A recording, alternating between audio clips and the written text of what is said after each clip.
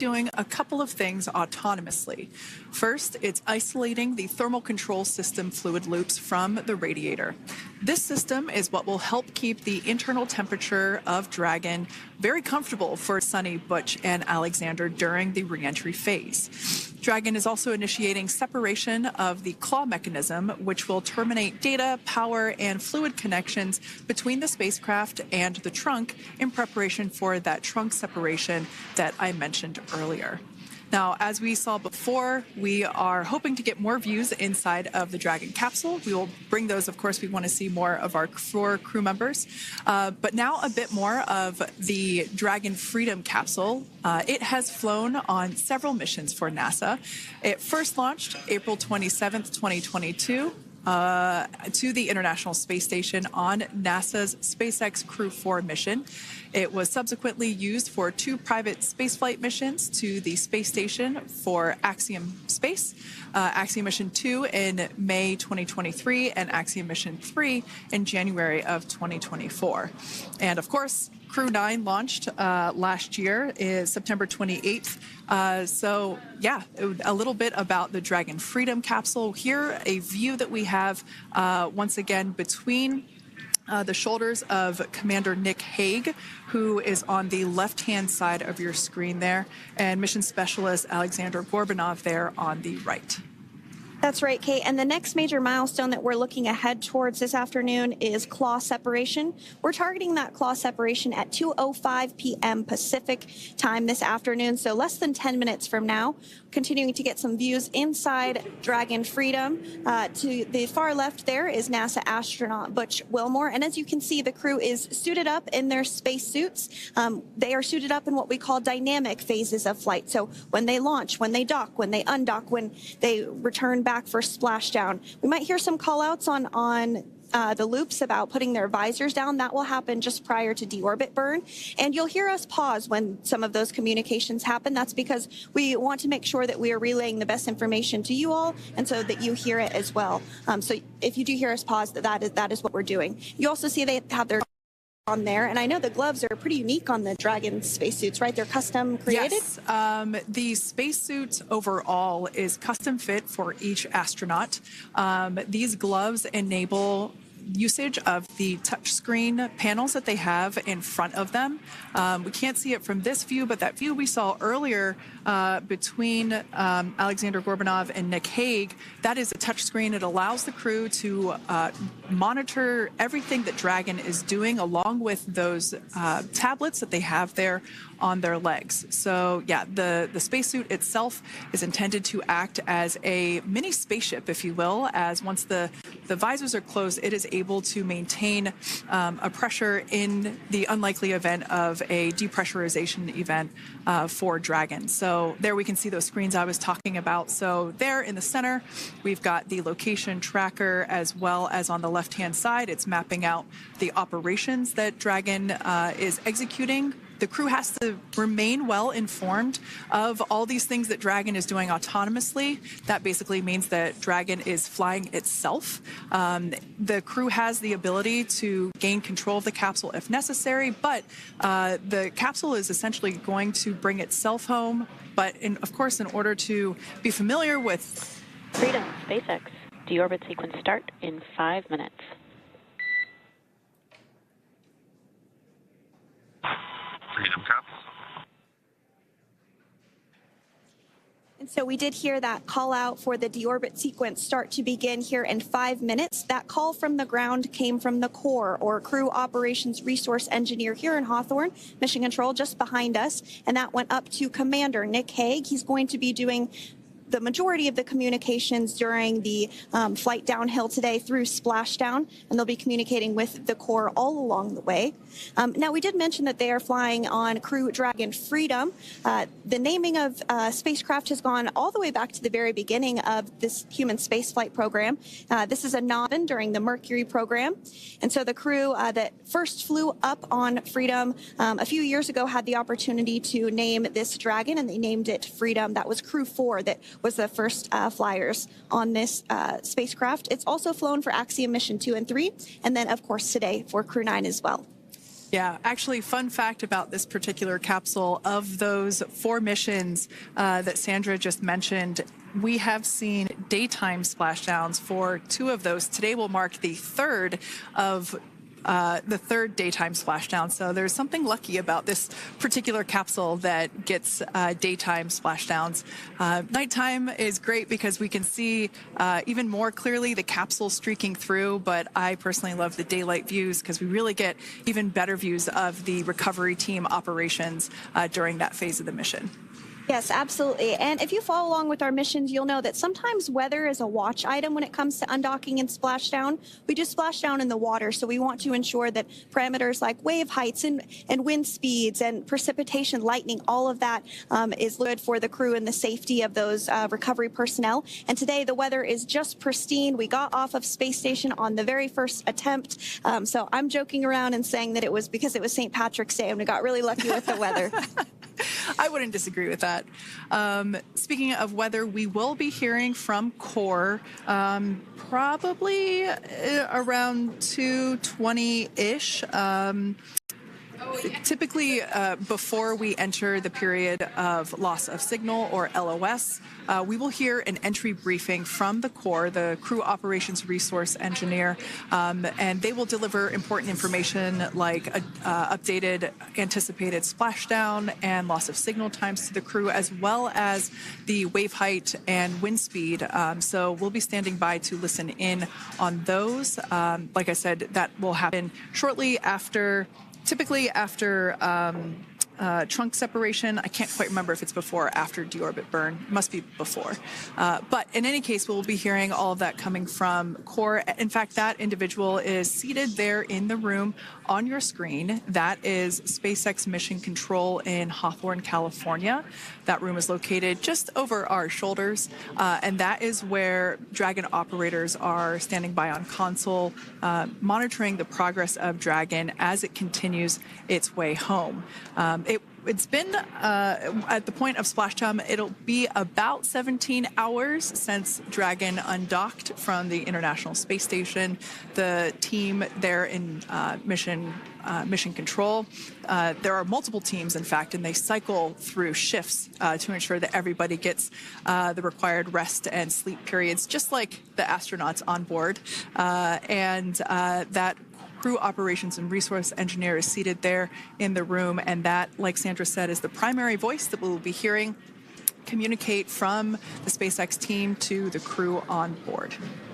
That's right. And so it looks like we're about 3 minutes or so from the claw separation portion of today's flight. The claw is a portion on the spacecraft that holds the trunk to Dragon.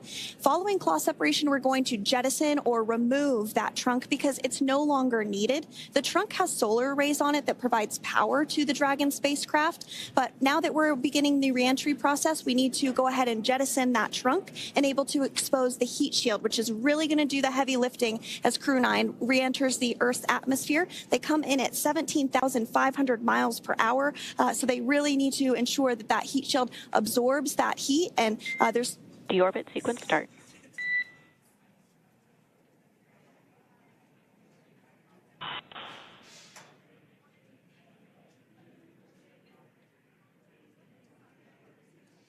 And so we did just get communications there that the deorbit sequence start has begun. So here in just a couple minutes from now, we expect to hear information or a call back about the claw separation having begun. And again, that kicks off that trunk separation portion that I was discussing to remove that, expose the heat shield, and then eventually we'll have the deorbit burn. And we'll continue to walk you through all of these milestones as we approach them ahead of our splashdown at 2:57 p.m. Pacific time this afternoon off the coast of Tallahassee, Florida. Yeah, we're very excited to bring the Crew 9 crew home. Sandra, we were talking about the trunk separation. That trunk is on a trajectory that will re-enter in the atmosphere and break up upon that re-entry. The heat shield itself is one of my favorite parts of the Dragon capsule. It is the workhorse of the re-entry phase. It will work to protect the Dragon capsule and the crew members on board during the re-entry phase as the temperatures outside of the capsule build up to about 3,000 degrees Fahrenheit in excess of. And meanwhile, the interior of Dragon stays a very comfortable temperature. That heat shield does a lot of the work, and we'll see that plasma build up on the exterior of the capsule. As a result of the plasma that builds up, we will lose communications with the crew. This is known as loss of signal, or LOS. This is roughly a 10-minute period on average, even less than. I believe today it is probably about 6 or 7 minutes long. It kind of depends on the mission, and it happens for every Dragon capsule that re-enters the atmosphere. Due to that plasma buildup, we're not able to communicate or command the capsule, so we stand by while we wait to regain communication after we pass through that period of loss of signal and get what's known as AOS, or acquisition of signal. Continuing to stand by for claw separation, and then we'll look towards trunk separation. It'll be just about a minute or so after that. That happens pretty rapidly in succession. Some of our milestones will take a little bit longer throughout the day. For example, we will have a deorbit burn after that will take about 7.5 minutes and helps get Dragon set up in the right trajectory to splash down in the Gulf off the coast of Florida. So continuing to stand by for claw separation.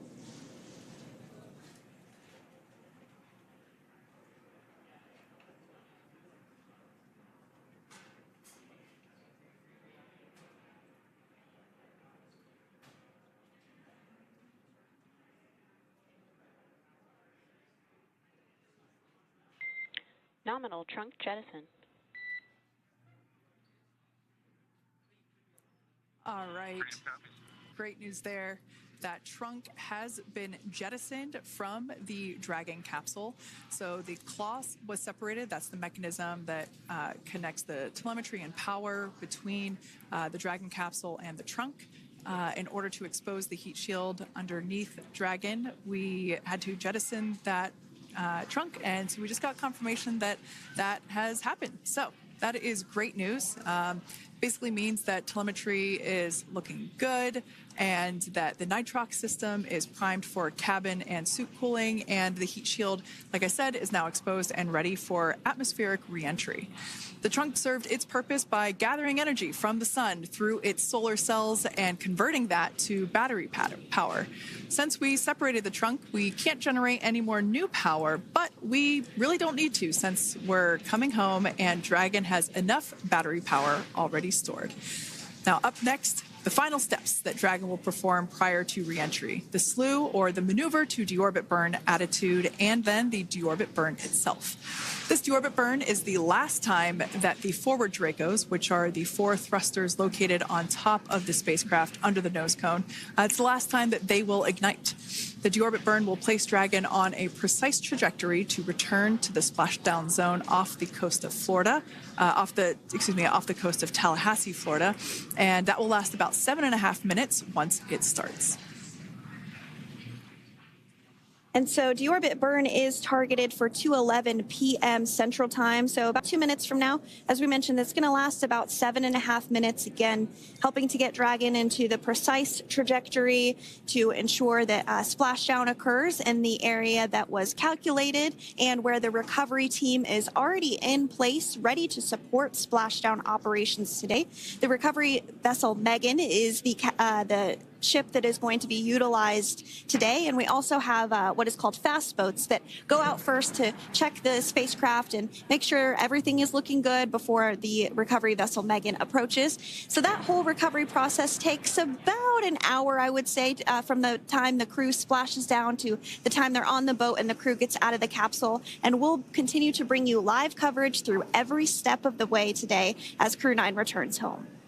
Indeed. Now, let's take a little bit of a closer look at Dragon. One of the great things about being close to the space station is that we can use space station cameras to look at Dragon. But now that Dragon is on its way home, we don't have those external cameras. So here's an animation of what the capsule looks like. We've got the pressurized section, the capsule on the top, and the trunk or the unpressurized section on the bottom. That's where those solar panels that we manufacture in-house are located, soaking up the energy from the sun and turning it into power for the capsule. At the very top of the capsule is the nose cone. That is where the Dracos, the forward Dracos, are located. That nose cone is currently open, not closed like we saw in that animation. Once we get through the final maneuverings for the re-entry phase, we will close the nose cone capsule just before Dragon begins its atmospheric entry to protect that forward hatch there located along with those forward Dracos. So go ahead. Oh, that's right. I was going to mention that the nose cone does open shortly after launch, and it remains open the entire time that Dragon is docked to the International Space Station. So as an example for this particular spacecraft, Freedom, since September when it docked to the International Space Station, remains open that entire time, and here shortly it will close for the very first time since September. So quick recap of what Dragon has done in recent history here. We basically began preparations for re-entry known as the deorbit sequence. So Dragon released the trunk. As we said before, we separated the claw, we released the trunk. It next will slew to the deorbit burn attitude. Slew basically meaning maneuver, so it will position itself correctly to execute that deorbit burn. We want the heat shield side to be facing forward, or first, if you will. We want that to be the leading edge of the Dragon capsule, as that heat shield is meant to basically be an ablative material for the heat that it will incur. Once we complete that deorbit burn attitude slew, we will initiate the deorbit burn itself. That will last for several minutes, expecting that to be to start here any moment now, actually, and then it will go until about 2:18 p.m. Pacific time or 5:18 p.m. Eastern time. And I did hear confirmation that deorbit burn is underway. As we mentioned, it's about a 7.5-minute burn. So within the last 10 minutes, Dragon has jettisoned its trunk and initiated the deorbit burn just seconds ago.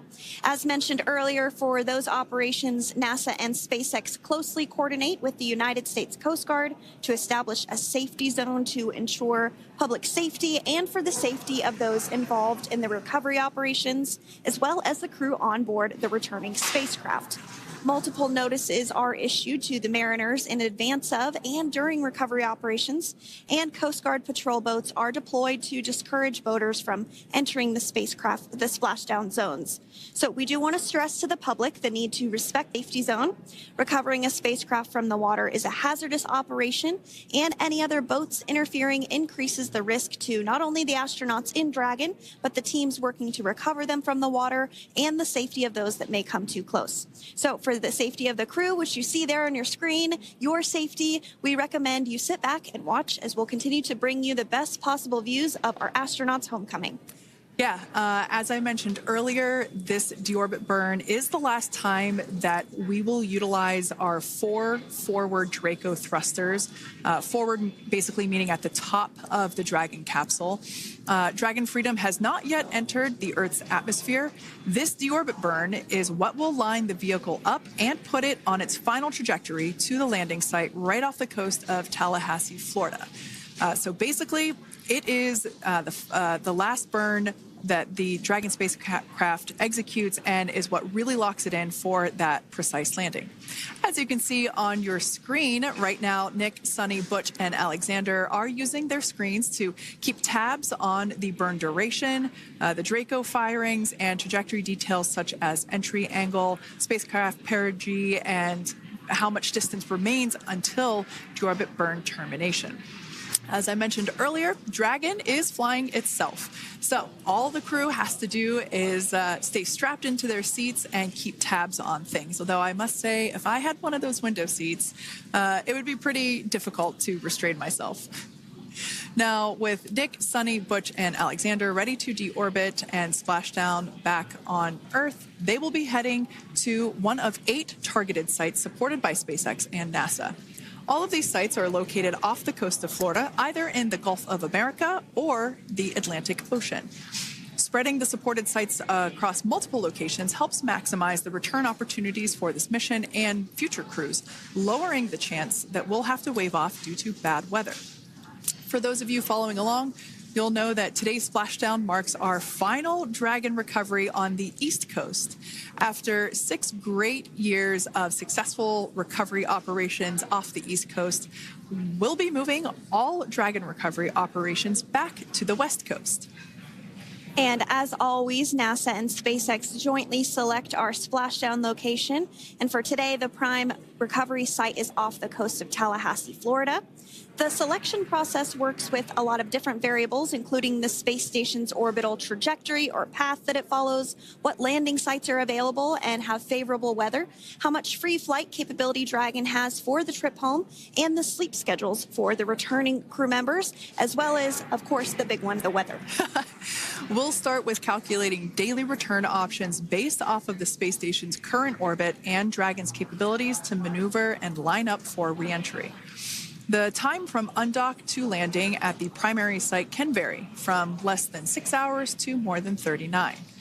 Getting home the quickest comes with some obvious benefits, but we always have to make sure the crew is properly rested for dynamic operations, preventing us from scheduling 20-plus hour days for them, of course. Trajectory and ballistic experts provide the daily opportunities that would line up Dragon with the 7 landing zones and split them into what we call ascending and descending opportunities. Dragon uses its Draco thrusters after leaving station to execute a series of altitude-lowering maneuvers and to line up with the selected primary site. It can also change to different alternative sites while in a free flight if sudden weather moves in that we may need to avoid. So, as we mentioned, weather is something we're constantly looking at, making the final call to proceed about 2.5 hours before the crew undocks. So, for the Crew 9 return, we looked at a number of weather items. Some of the obvious ones are no rain or a chance of lightning in the recovery zone, both for the safety of the crew inside Dragon and the recovery teams in the water. And we're also looking for wind speeds to be less than 15 feet per second or about 10 miles per hour and relatively calm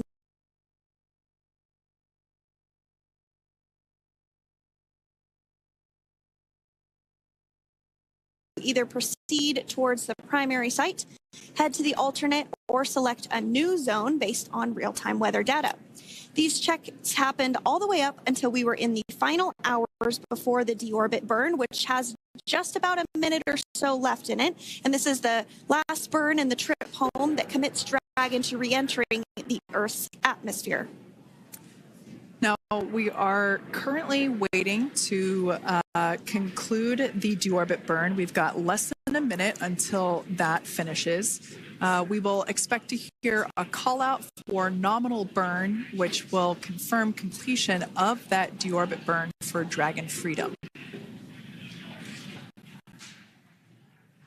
We can see images there from the touchscreen display panels that the crew utilizes in flight. We can see the visualization of exactly which one of the 4 forward Draco thrusters are firing. That's why you have kind of like a strobe effect there.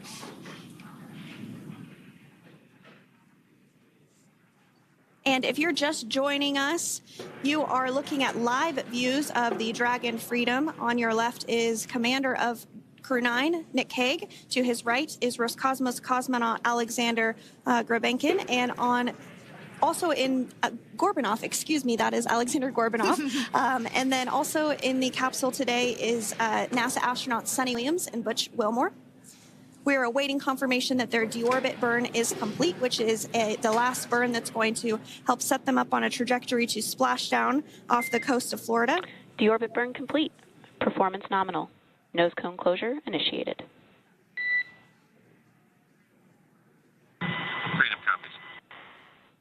All right, excellent news there. We heard the words we were looking for, nominal burn. So that means that deorbit burn was successful and nominal, meaning as expected. And we're now beginning to close the nose cone in preparation for atmospheric reentry.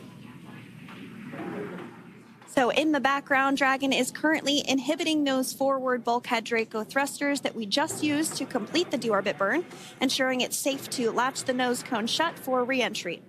Also, the vehicle has initiated the nitrox suit purge, which will help keep Nick, Sunny, Butch, and Alexander cool and comfortable during reentry, which is coming up in about 20 minutes from now.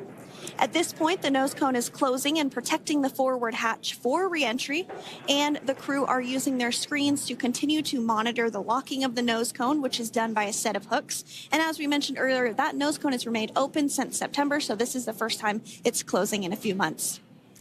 Yeah, that's absolutely right. Now, we will be expecting, as I mentioned before, an entry brief from SpaceX Core. Again, that's the crew operations resource engineer who is seated in that room that you see there on your screen.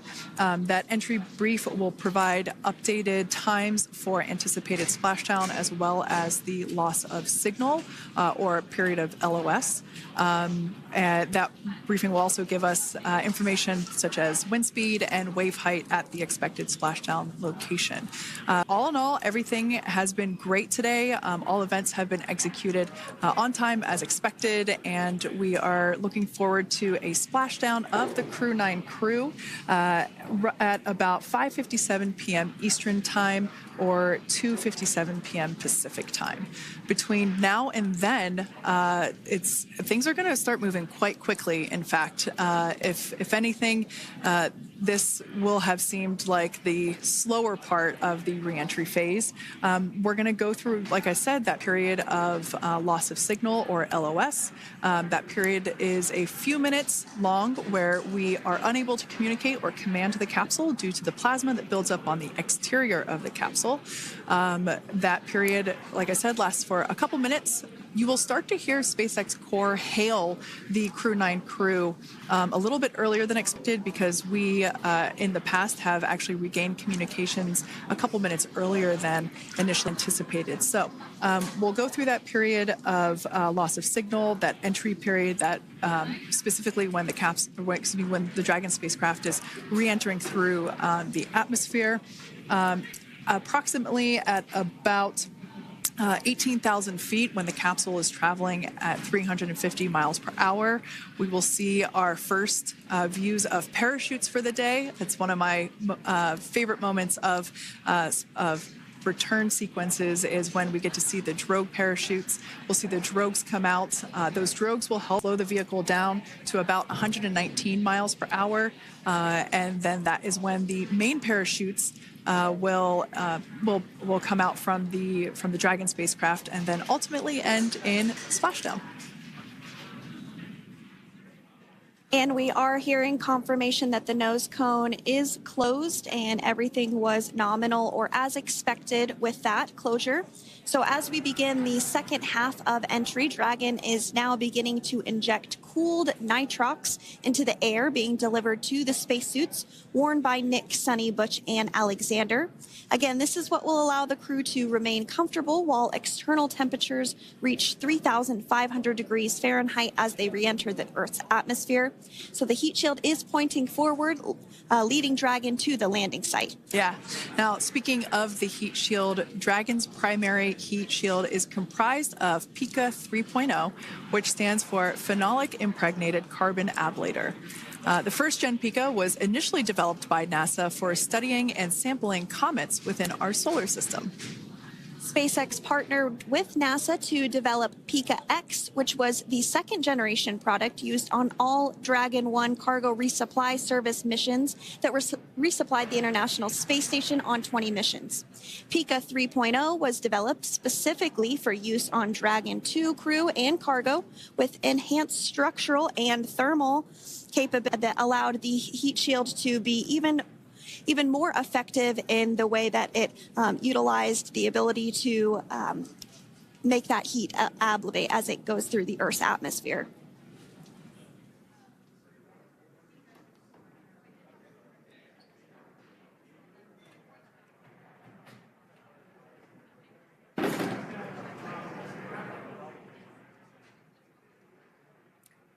The remainder of Dragon is composed primarily of a SpaceX proprietary ablative material. It's another class of thermal protection which is lighter weight versus Pika and protects the underlying composite structure during reentry to ensure the structural capabilities are maintained. While Dragon will experience temperatures well over 3,000 degrees during peak reentry conditions, the characteristics of the thermal protection system coupled with the environmental control and life support system in the pressurized interior will ensure that Nick, Sunny, Butch, and Alexander stay cool and comfortable during all phases of reentry through splashdown. Now, if you've just recently joined us, we hope to regain views of our crew members inside Dragon Freedom, but we don't have those available at the moment due to ground station coverage. So we will bring those back to you as soon as we can. Now, after Dragon Freedom has re-entered the Earth's atmosphere, a series of parachutes will deploy to slow the crew's descent. First will be the 2 drogue parachutes, followed by the 4 main parachutes, and those will guide Dragon to its first contact with Earth since it launched back in September. Dragon will automatically deploy these parachutes when different pressure and positioning sensors on the spacecraft detect that they're at the right speed and altitude.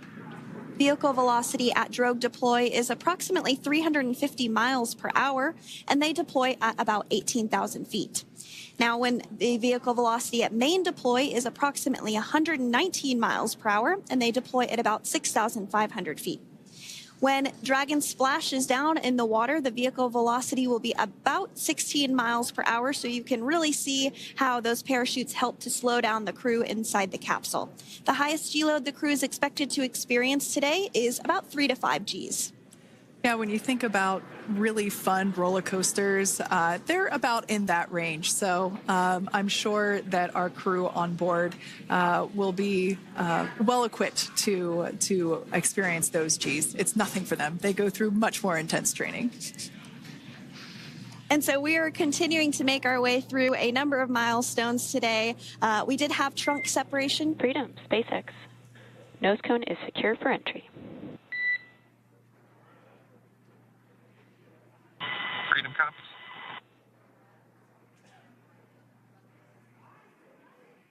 All right, great news there. That tells us that the final physical configuration change for Dragon is complete. We have closed that nose cone. This is the last physical change that Dragon undergoes prior to re-entering the Earth's atmosphere.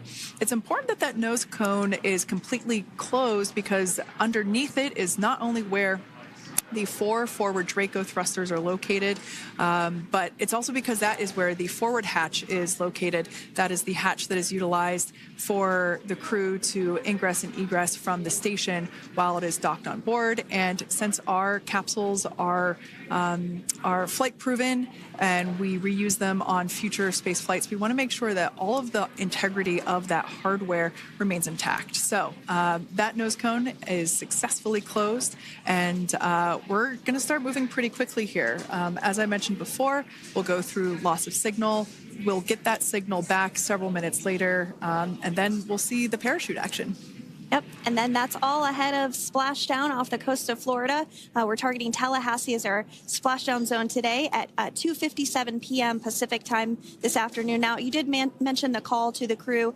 They'll do some additional calculations following that burn and potentially let us know if that splashdown time has changed at all. But right now, we are continuing to target 2:57 p.m. And you can see there on your screen a path of where Dragon will be re-entering today. So if you are in the southern tip of Mexico, you might have the opportunity to see Dragon. Because it's a daytime splashdown, you probably won't have too great of views, but potentially you'll have the opportunity to get a glimpse of it there. Once again, Dragon operators, they're monitoring the progress of Dragon through this re-entry phase. That is SpaceX Mission Control located here in Hawthorne, California. That is also where the crew operations and resource engineer is seated. That person is the voice that we have heard multiple times and will continue to hear as the primary point of contact to to the crew on board Dragon Freedom. We will also hear the voice of Commander Nick Hague. Basically, after we hear the Corps communicate something, we will hear Nick Hague indicate that they copy, that they heard the message well, some sort of recognition that the message was received. And if you joined us yesterday for our coverage during the undocking, we were communicating through something that's called a big loop. We do that when we're in integrated operations with the International Freedom, SpaceX, for entry sequence. Report when ready to copy. Ready to copy. All right, I've got some updated times for you. Our COM blackout start time is 2144. Our COM blackout end time is 2151, and our splashdown time is the same per your displays, 2157.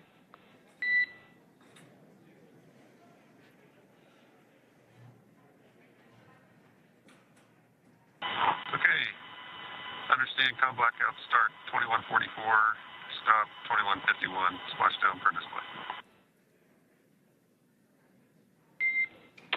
That's a good readback. And with that, please report when tablets are secured behind the elastic bands, restraints are tight, and visors are down. And copy, Wilco.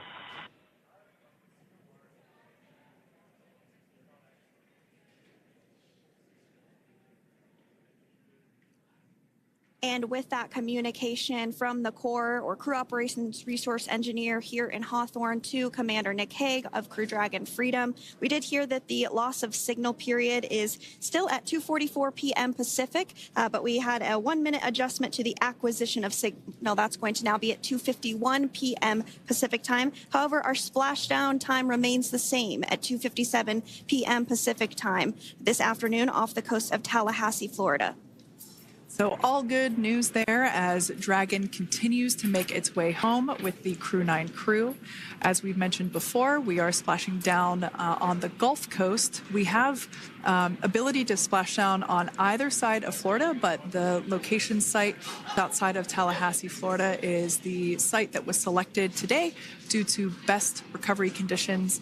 And as Sandra mentioned before, weather is always a watch item, but everything is looking great for that particular recovery location. So I'm sure once we start getting views from the recovery vessel, I have a feeling it's going to be a pretty beautiful afternoon. And we did mention that, of course, this is a daylight splashdown, so we should be getting some great views. We do have a couple of spacecraft called the WB-57, which are high-altitude planes that NASA utilizes during splashdown operations. Those are en route and going to be tracking the capsule as it makes its way through the atmosphere and should be providing some good views for us. Kate and I were just chatting about how we haven't had a daytime splashdown in a little while, so we're looking forward to the views along with you. Yeah. Nighttime views are also great because we can see that capsule streaking through the night sky quite brightly. So like Sandra, you said earlier, daylight will be a little bit less bright, but we will definitely be able to see the SpaceX recovery team operations much clearer. I could also imagine it's probably a little bit easier for the team themselves to do their work in daytime than at nighttime. We'll see them rush in really quickly with a couple of fast boats as they begin the initial safety checks and sweeps of the Dragon capsule, while also retrieving the parachutes from the surface of the ocean. The recovery vessel, the main recovery vessel, will continue to make its way closer to the Dragon capsule. It is stationed a couple miles away from the actual recovery location, the splashdown location, for obvious safety purposes. So it takes a little while for that vessel to make its way over, but once it's closer, we'll have even better views of those recovery operations. And you may be wondering why sometimes we splash down in the daytime versus the nighttime.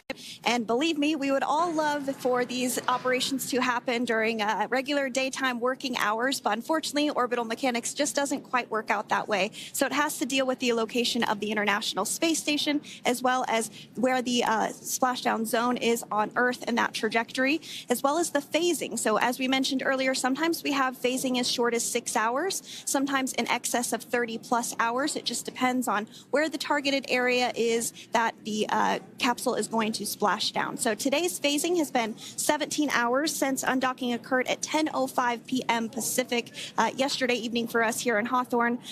Early wee hours for folks on the East Coast and other areas of the United States. Yeah, but regardless of whether it's daytime or nighttime, the SpaceX recovery team has trained and practiced and rehearsed for it all. So regardless of daylight, they are really efficient with those operations. And but like you said, Sandra, it has been a minute since we have seen a daytime splashdown on a NASA SpaceX Crew mission. The last daytime recovery was on Crew 4, which was the debut flight for the capsule flying today, the spacecraft known as Dragon Freedom. And so, yeah, kind of a fun fact there in terms of the timing of that daylight splashdowns. Once again, standing by for more communication with the crew. The next event that we have coming up is the start of that period known as loss of signal. That is the period still expected at 2:44 p.m. Pacific time. This lasts for several minutes while the capsule is making its way through the Earth's atmosphere, the heat shield located at the bottom of the capsule, really doing all the work at that point in time in terms of using the atmosphere to slow the capsule down from its orbital speeds of 17,500 miles per hour. Our tablets are secure, restraints are tightened, visors down. We are configured for entry. Freedom, I copied. Tablets are secured, restraints are tight, and visors down.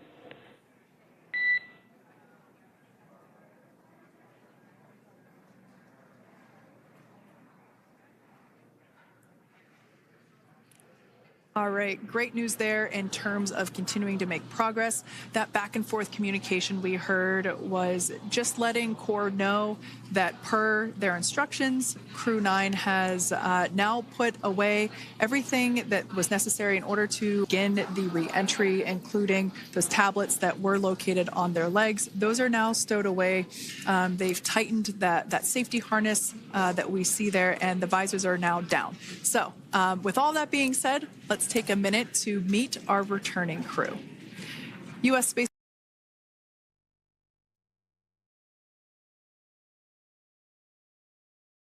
launch overall. He spent 171 days in space with Crew 9 and has a career total of 374 days in space.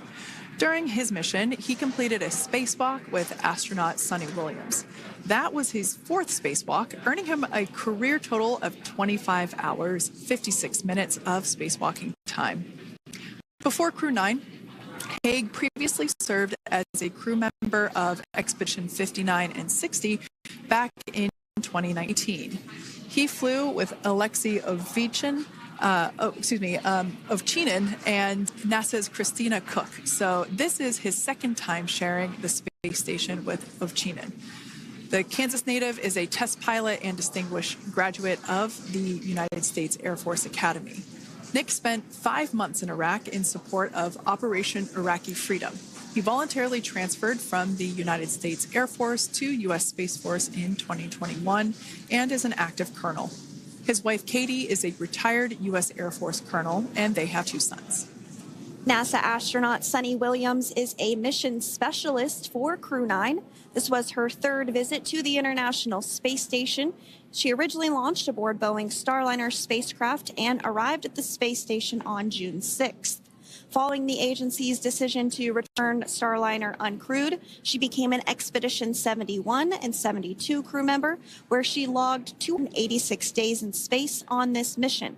But Sunny has a total of 608 days in space, the second most time in space by a U.S. astronaut. 5 minutes until predicted comm blackout. We'll see you on the other side at 21:51. 21:51. Talk to you soon. And with that call out from the Crew Operations Resource Engineer to Commander Nick Hague, letting them know that everything is looking good ahead of the loss of signal period. We will see the crew on the other side of the loss of signal period at 2:51 p.m. Pacific time this afternoon.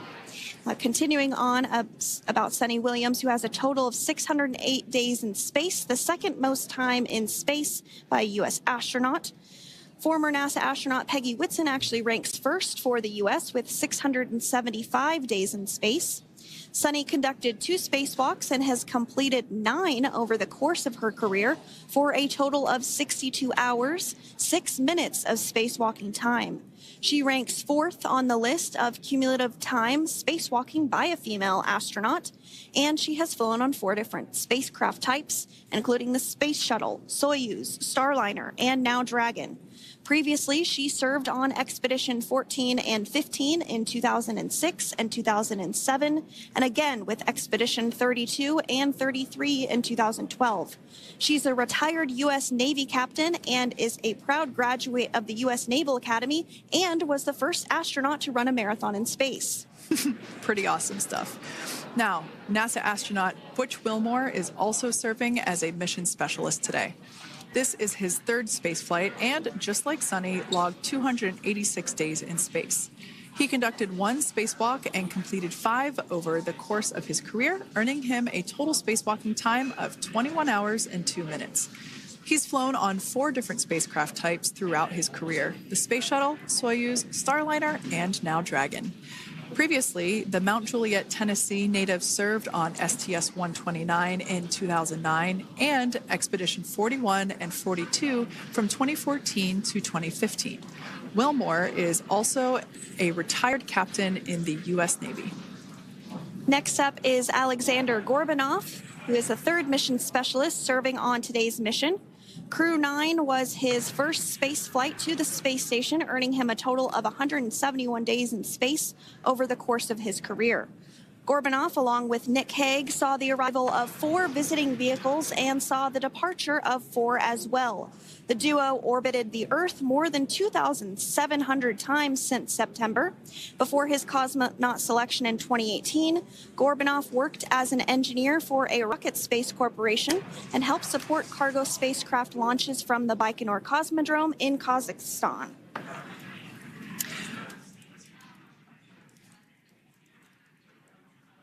So if you are just joining us, we are continuing to bring you live coverage of Crew 9's return to Earth following their mission aboard the International Space Station, where they completed science and research investigations. We are targeting splashdown off the coast of Florida at 2:57 p.m. Pacific time. The next major milestone that we'll look ahead towards is what we call loss of signal, or LOS, when we won't have communications with the crew because they will be re-entering the Earth's atmosphere. And during this process, there is plasma that builds up around that heat shield, so we are not able to communicate with the crew, but we are anticipating to regain communications with the crew at a short time from now at 2:51 p.m. Pacific time today. As we said before, everything continues to look good for the return of the Crew 9 team. We are about to go into that period of loss of signal. Once we get views of the crew inside the capsule, once again, we will be sure to bring those to you. But that period of time is when plasma is building up on the exterior of the capsule. generating heat in excess of 3,500 degrees Fahrenheit. So we are unable to communicate or command the spacecraft at that time. And that includes, unfortunately, video feeds as well. So as soon as we get the views back inside Dragon, we will bring those to you. But until then, we are going to stand by and continue to monitor the progress of Dragon. Like Sandra just said, we are anticipating the blackout period to begin at 2:51 p.m. Pacific time, 5:51 p.m. Eastern time. This will last for several minutes. It's not super exact, even though we are predicting acquisition of signal, or AOS, to come back at 5:51 p.m. Eastern time. In the past, we have regained communication sometimes a little bit earlier than that, so we'll probably start to hear Core begin to hail Crew Dragon a minute or two prior to that anticipated acquisition of signal. But right now, Nick, Sunny, Butch, and Alexander are seated in their seats inside Dragon Freedom. Their visors are down, and they have put away or stored the tablets they had located on their upper leg to monitor Dragon's progress. Now they will be utilizing the touchscreen displays where the current operation and future operations will be displayed as they are able to monitor Dragon's progress continually. As I said before, Dragon is autonomous, meaning it is flying itself. So the crew stands by and monitors, and those touchscreen displays are what will be allowing them to do so and prepare for events such as parachute deploy. And while on board the International Space Station, Nick, Sunny, Butch, and Alexander contributed to over 900 hours of science and research investigations, which is really the key purpose of the International Space Station. Now, the International Space Station is celebrating a major milestone this year, where they will be celebrating 25 years of continuous human presence in November. So if you're younger than 25 years, you've never known a day where there hasn't been a human living and working aboard the International Space Station, contributing to key science and research investigations that impact our lives here on Earth. There's research being done on Parkinson's, on osteoporosis, on cancer research, and a variety of other studies. Additionally, the microgravity laboratory provides a jumping off point for us as we venture back to the moon and onto Mars through longer duration space flights. One such example that the crew worked on during this mission was an alternative exercise device. In microgravity, the crew has to exercise for about 2 hours a day because they're not having the effects of gravity on their body. So to prevent bone and muscle loss, we counteract that with 2 hours of exercise per day.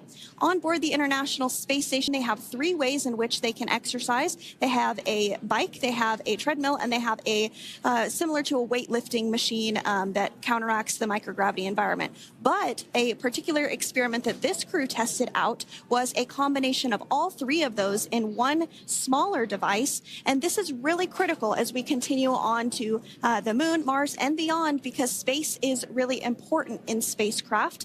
So if we have something smaller that the crew might be able to utilize, that can potentially help us venture out even further into the solar system. So science is really the name of the game when it comes to the International Space Station. Some of the other science highlights that took place during this increment that are particularly interesting to me was we had the first wooden satellite that was deployed.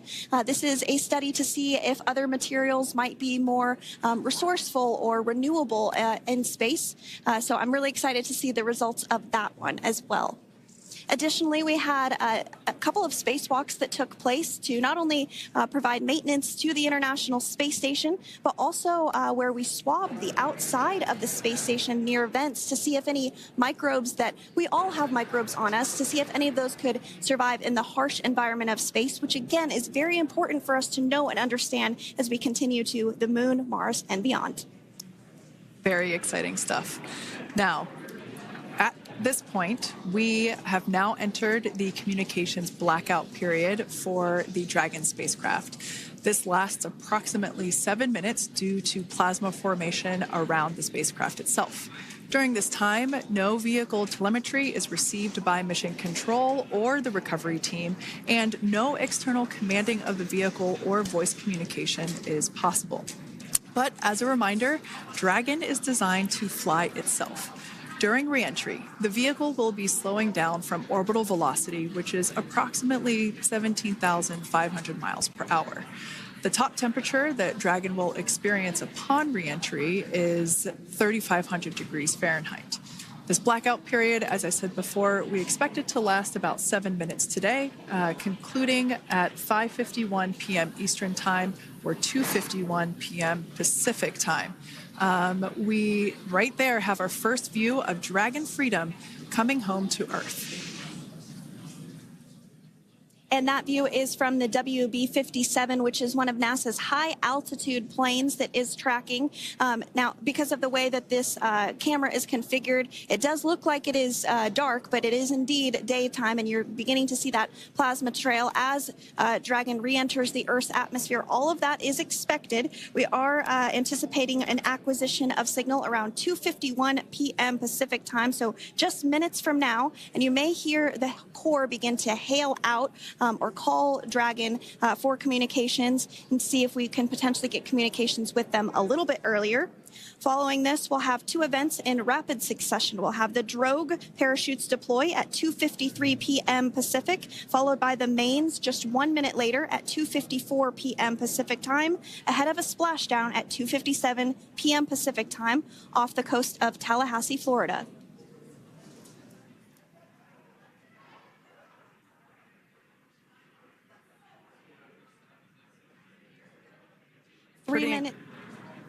Pretty incredible views of the Dragon spacecraft making its way home back to planet Earth with the Crew 9 astronauts on board. Once again, this view is coming from the WB-57 plane. That heat shield we can see doing magnificent work as it works to...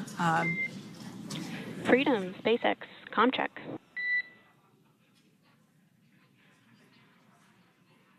All right, we're going to start hearing the SpaceX Crew Operations Resource Engineer.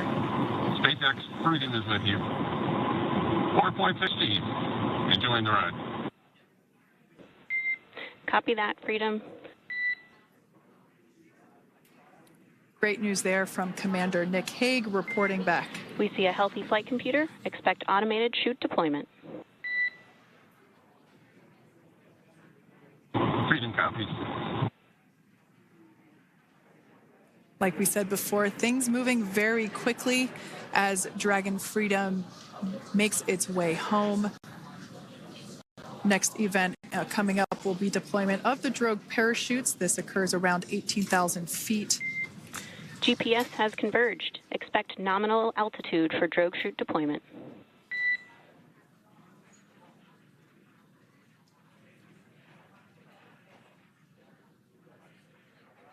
We're about 2 minutes away from deployment of those drogue parachutes. Now the heat shield is continuing to work to slow the vehicle down. That entry period, the Dragon spacecraft went from orbital velocity about 17,500 miles per hour down to about 350 miles per hour. So that really gives you a sense of why that plasma builds up on the exterior of the capsule, thanks to the heat shield and the work that it does.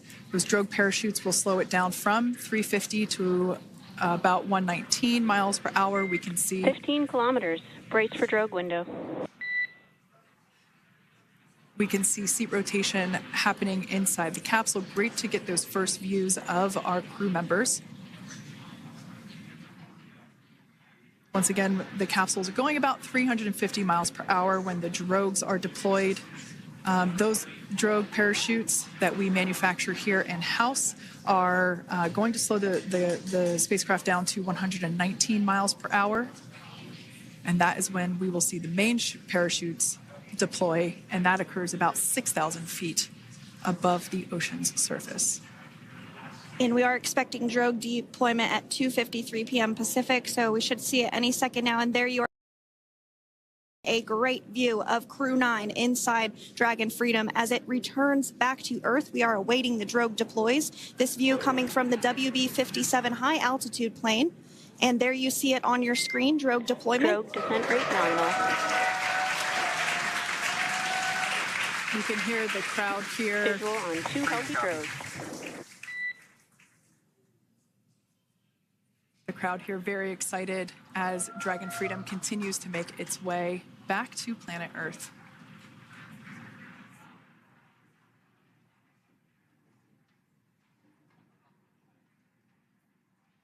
Next up, we'll stand by for the main deployment.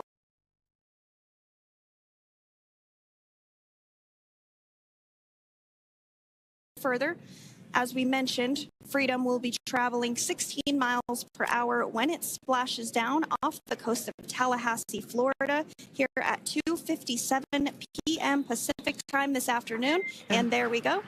We have visual on 4 healthy mains. That view was from inside. Freedom copy.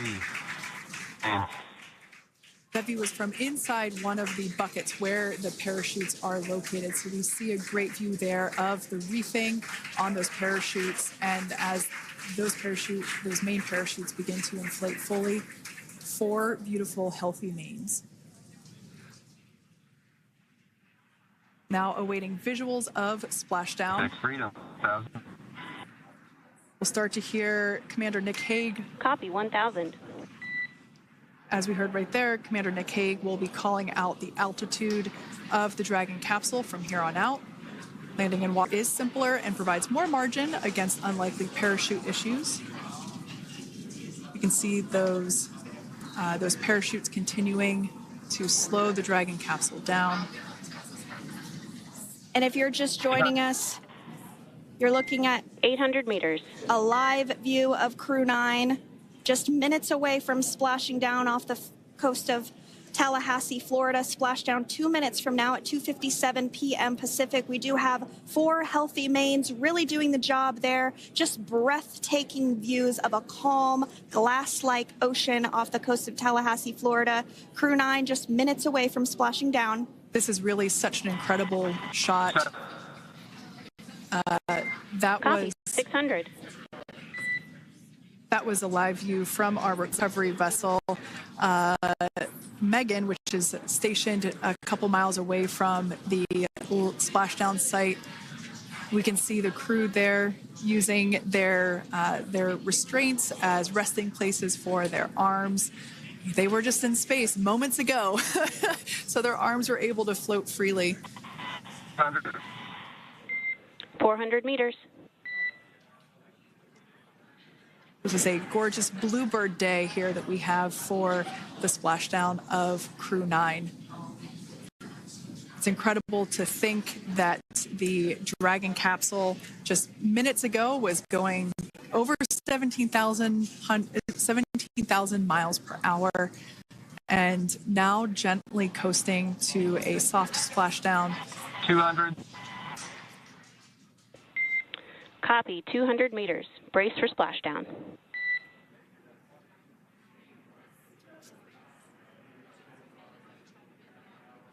As you can see there on your screen, continuing to monitor progress of the Dragon spacecraft. And we're going to stand by for splashdown located in the Gulf of America off the coast of Tallahassee, Florida.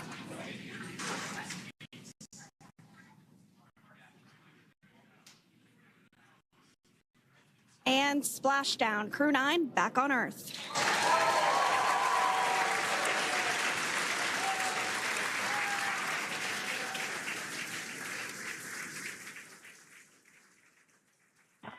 And SpaceX Freedom, splashdown. Good main release. Copy, splashdown. We see main chutes cut. Nick, Alex, Butch, Sunny, on behalf of SpaceX, welcome home.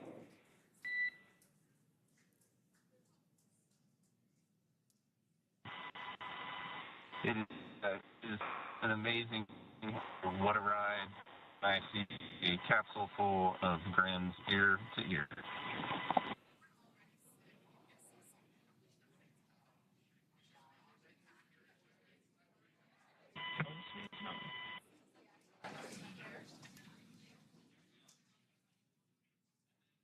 And as you can see on your screen, we have visual confirmation of splashdown. Dragon Freedom has returned home and NASA astronauts. System safety verifications are in progress. We'll report back when recovery personnel are en route.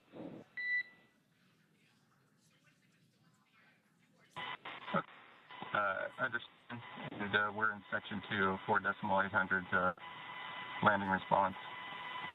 And looking for your words on if it is necessary.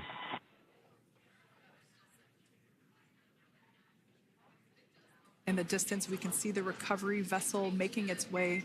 Copy, you're in section 2 for the environmental assessment in 4.800. That is not necessary today. Understand. Raising button. So we will continue to have communications between the Corps and Nick Hague, the commander of Crew Dragon Freedom, which just splashed down 2 minutes ago off the coast of Tallahassee, Florida. Dragon Freedom has returned home with NASA astronauts Nick Hague, Sunny Williams, Butch Wilmore, and Roscosmos cosmonaut Alexander Gorbanov. They're back on Earth after approximately 17 hours of a return journey from space. The SpaceX recovery ship and team have been waiting for Dragon's splashdown, and they will now make their way to the splashdown location. The teams have been ready and waiting about 3 nautical miles away, so it's going to take them about 30 minutes or so to make their way and to SpaceX Freedom. Pretty sure we're in stable 1. Copy, stable 1. We see the same. It's going to take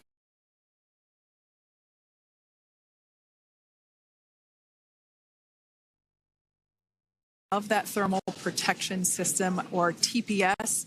That Dragon capsule was pristine white color before it departed the station, and we can see how the reentry phase, the thermal protection system did its job.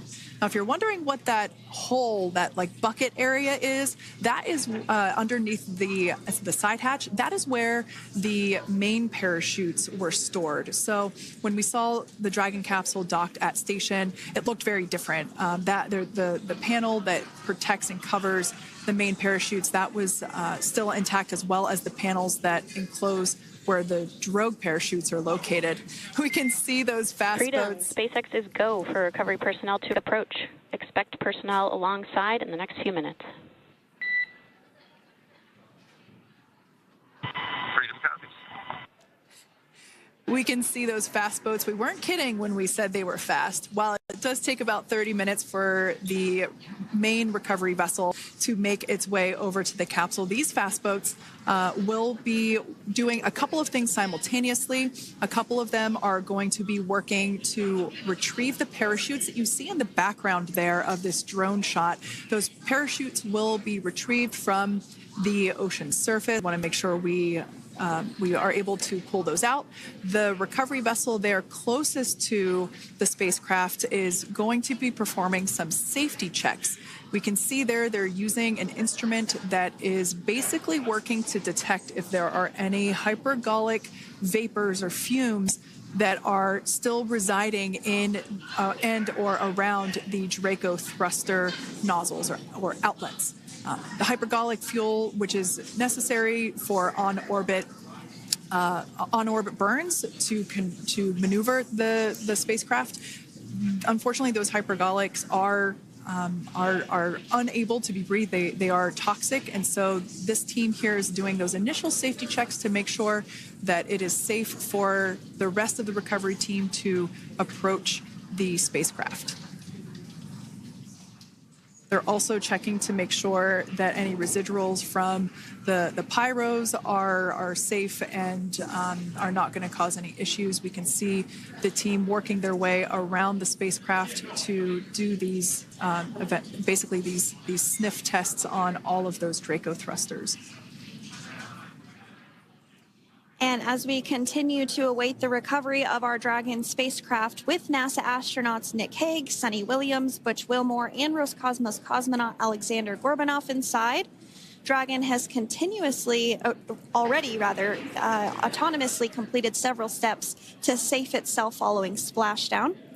We are continuing to see Dragon in what is known as stable 1 configuration. That's kind of the ideal configuration following splashdown. It's upright, and the Dragon capsule is in the right configuration for it to be hoisted into the recovery vessel Megan, which you do see a little ways off in your screen approaching. Dragon will continue to remain live on air with you through that recovery process, all the way through the point where the crew is extracted from the Dragon spacecraft. Now, if you are just joining us, the mission has gone smoothly so far. Dragon successfully splashed down off the coast of Tallahassee, Florida at 2:57 p.m. Pacific, 5:57 p.m. Eastern Time this afternoon. Approximately 17 hours prior to splashdown, Dragon autonomously undocked from the International Space Station, completed a series of departure burns, jettisoned its trunk section, and performed its final burn, the deorbit burn. This placed the Dragon spacecraft on a trajectory toward Tallahassee, Florida. Dragon successfully re-entered the Earth's atmosphere, followed by deployment of its parachutes to slow the spacecraft down to a gentle splashdown. We're now going to follow the Freedom, hypergol sweep and unfired ordnance checks are nominal. Rigging is in progress. Approximately 25 minutes until capsule lift. Stand by for PMC with SpaceX flight surgeon. Copy. And so what we did just hear there was communications that those hypergol checks were complete. They didn't find any of that upon those checks, so we'll continue to move through the timeline. Next up is a process called rigging, which you see happening right now on your screen. This is when a SpaceX recovery personnel actually works to climb aboard the capsule and work through procedures ahead of lifting onto the nest of the recovery vessel Megan. We heard it's going to be about 25 minutes or so until that lift actually takes place.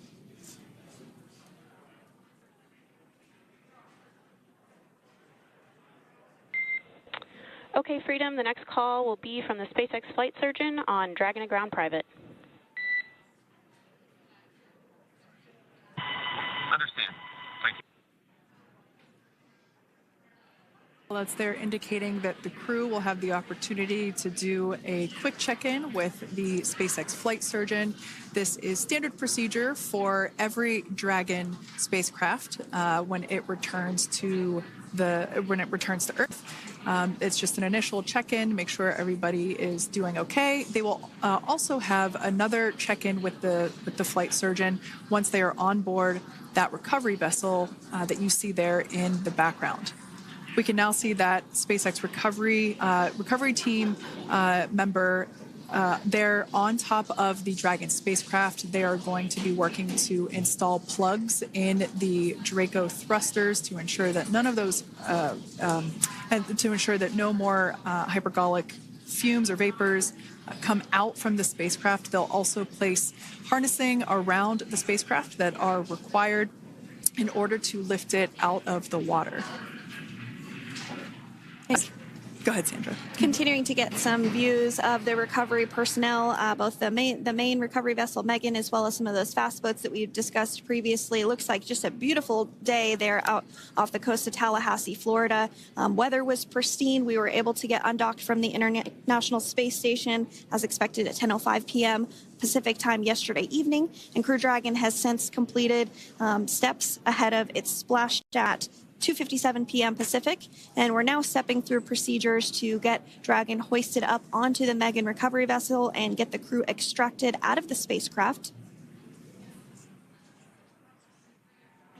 And you did see some of the parachutes that were near the spacecraft. Upon detection of landing, Dragon automatically releases those in parachutes to prevent wind from pulling the spacecraft. Dragon then automatically safes any pyrotechnics that may still be present on the vehicle and may automatically perform additional minor system reconfigurations.